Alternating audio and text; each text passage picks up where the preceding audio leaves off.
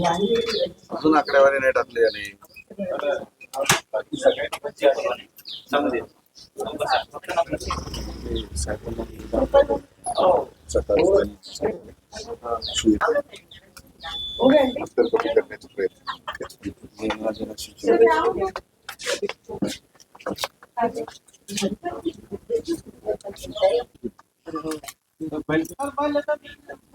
त्यांचा हा प्रश्न.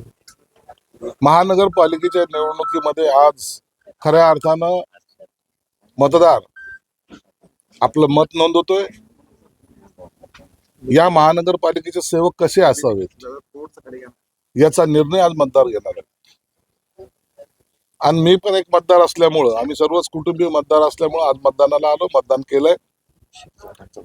निश्चितच या महानगरपालिकेमध्ये जे नगरसेवक निवडून जातील त्यांच्याकडून चांगल्या पद्धतीचं कामकाज करून घेणं ही माझी जबाबदारी राहणार आहे. म्हणून त्यांना जे काही भावी नगरसेवक असतील त्यांनाही माझ्या शुभेच्छा आहेत.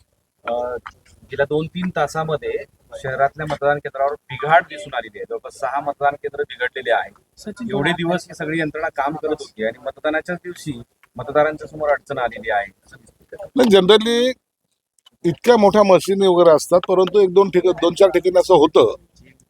लोकसभेला होतं, विधानसभेला होतं, आता हे महानगरपालिकेच्या निवडणूक आहेत, इथे झालं. परंतु तातडीनं मला वाटतं निवडणुकाचे इथले जे काही प्रमुख आहेत त्यांनी त्यामध्ये सुधारही केलेला आहे आणि आता यंत्रणाच व्यवस्थित कामही करते. राज्यामध्ये मतदान केल्यानंतर जी बोटावर शाई लावते ती आता मार्कर पेन लावलं जात आहे आणि ती सहजपणे पुसली जाते. त्यामुळं शिवसेना आणि मनसेच्या वतीनं आक्षेप घेतलेला आहे आणि बऱ्याच ठिकाणी तसं दिसतंय. नाही, मार्कर पेनने खरं तर शाई लावणं हा मला वाटतं हे पहिल्यांदा असं घडतंय. आणि शाई हे मार्कर पेन ताबडतोब निघल्या पण जाते, हे सत्य आहे. म्हणून बहुतेक ठिकाणी नाही, परंतु काही ठिकाणी बोगस मतदान होण्याची शक्यता नाकारता येत नाही. यावर जे काही प्रतिनिधी आहेत किंवा जे काही अधिकारी आहेत त्यांनी कडक लक्ष ठेवलं पाहिजे. आपल्या अंबादास दानवे असं म्हणाले की सत्ताधाऱ्यांकडून विशेषतः भाजपकडून रात्री पैशाचा पाऊस पाडला गेला शहरात. भाजपकडून काय केलं गेलं याच्याबद्दल मला कल्पना नाहीये, परंतु जे काही ते वेगवेगळे स्टेटमेंट येतात त्यावर निश्चितच मी एक सांगेल की आपण लोकशाहीमध्ये जनतेचे सेवक आहोत ही भावना आपण ठेवली पाहिजे. काही लोक मालकाच्या भूमिकेत जे जायला लागले त्यांना जनता आपल्या आपल्या पद्धतीने, मग त्यांनी जर धडा शिकवला तर त्यावर काही गैर नाही.